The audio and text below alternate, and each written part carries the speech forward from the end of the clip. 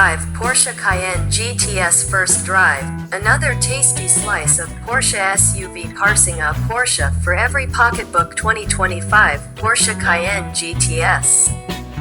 There's no company that knows how to precisely slice a product line more than Porsche.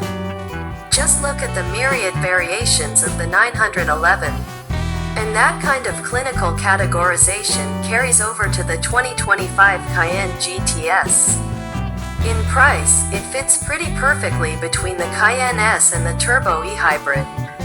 Performance-wise, it falls much closer to the S. Whether it's the right Cayenne for you really comes down to how well you know what you want and what your budget is. If this one fits your needs, it's a damn good one. If not, well, Porsche has other extremely good versions for you. So what makes the GTS worthy of its own trim, and not just option packages for the S? It has a twin-turbo 4.0-liter V8 found in the S. That includes all of the various changes made for this generation of Cayenne, such as mono-scroll turbos instead of twin-scroll in a move to help the engine run cleaner. But also variable valve timing and lift, upgraded fuel injection and electric wastegates to help make up for potentially slower spooling turbos. Porsche even found it could drop cylinder deactivation on this new engine. But distinguishing the GTS version from the S is an extra 25 horsepower, 493, and 44 pound-feet of torque, 486. It also makes 40 more horsepower and 30 more pound-feet of torque than the previous GTS. On top of the power, the GTS also includes a number of the S's optional performance upgrades as standard. They include Porsche Torque Vectoring Plus and air suspension with Porsche Active Suspension Management. The suspension lowers the GTS by 0.39 inches compared to more affordable Cayennes. At least those without this upgraded suspension.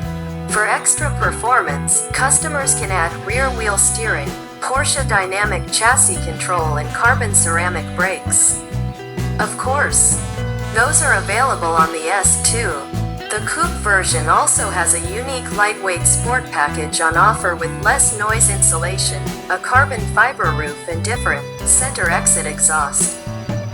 All of which reduce curb weight by 55 pounds, though with the regular SUV coming in at 4,956 pounds, and the coupe at 5,027 pounds, yes, it's heavier somehow. It's not exactly a light machine. 2025 Porsche Cayenne GTS Coupe. Not available on the S are the front pivot bearings taken from the Cayenne Turbo GT, which give the GTS a bit more negative camber at the front. It also gets the Turbo GT's water cooling system for the transfer case. Visually, the Cayenne GTS basically just adds a few optional extras as standard. It gets the Sport Design exterior package and 21-inch RS Spider wheels.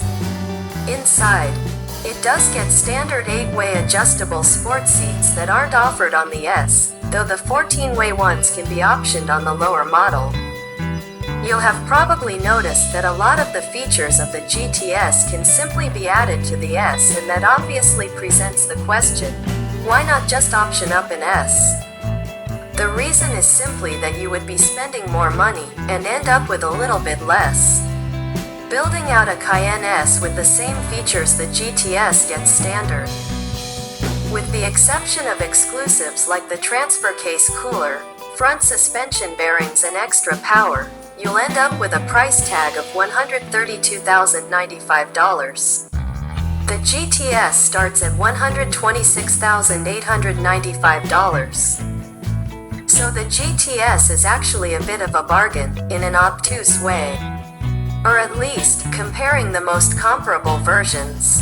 If all you're worried about is power, you can get a more powerful, though slower to 60 miles per hour, Cayenne SE hybrid starting at a little over $100,000. It would still end up more expensive once the other features were added.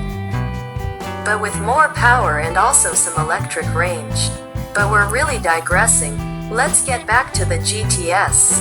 The one thing we haven't really talked about is the driving experience, and gosh darn it, it's just really stinking good.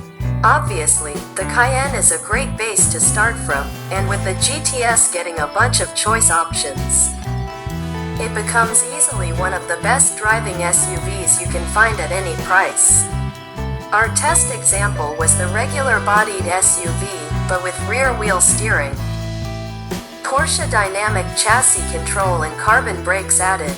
Even with the mono-scroll turbos, boost still felt nearly instantaneous. Throttle response in Sport Plus is incredibly sharp and responsive. Maybe too much so for street driving. Normal is soft and gentle, definitely for comfy cruising, and Sport is the sweet spot for response, but without the hard edge of Sport Plus. The suspension settings mirror the throttle response, with Normal being cushy and Sport Plus a bit firm. Though even Sport Plus is compliant enough that you could drive in the mode on the daily. Steering doesn't change as much between modes, and that's good because it's so superb. It's got heft, but is still easy to helm. The precision is pinpoint, and there's a surprising amount of feedback.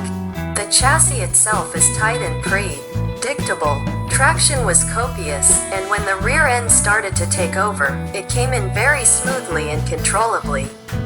The GTS was a joy on the winding mountain roads north of Georgia, and didn't feel at all its nearly 5,000 pounds.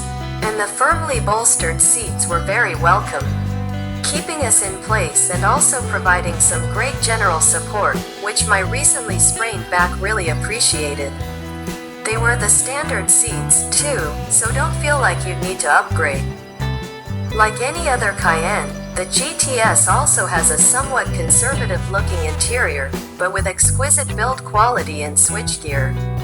The screens are vivid and software smooth. Every moving knob or switch is phenomenal. Even the slightly dinky-looking automatic shifter is solid, heavy metal with the tightest action. And of course it's all quiet inside, unless you want to hear the exhaust.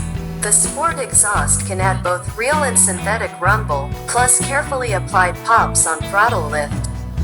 Truthfully, the loud exhaust mode could afford to be a little more raucous. It still sounds restrained, like Porsche's afraid of being too wild and crazy. So yeah, the GTS is an excellent version of an excellent SUV. It's got most of the performance goodies you could possibly want, along with a couple special pieces. And it all comes together to be one of the best driver's SUVs out there.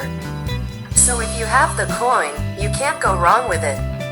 And if you don't, you'd still do well with nearly any other Cayenne.